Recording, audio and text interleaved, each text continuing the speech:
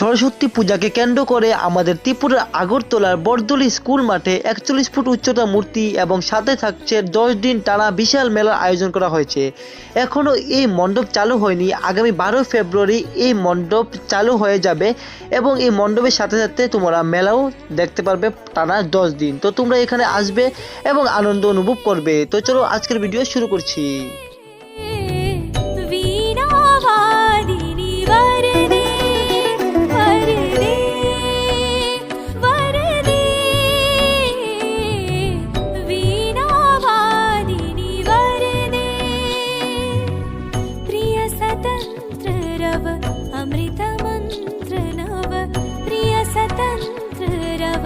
अमृत मंत्र नव भारत में भर दे वर दे वर दे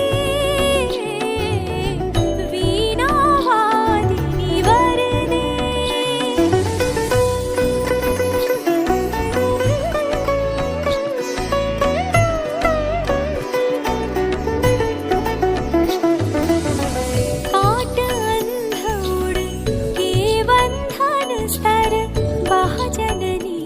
ज्योतिर्मय निर्झर काट अंध उड़ के बंधन स्तर महाजननी ज्योतिर्मय निर्झर कलुष भेद तम हर प्रकाश भर जगमग जग कर दे वर दे वर दे वीणा वादिनी वर दे वर दे वर दे वीणा वादिनी वर दे।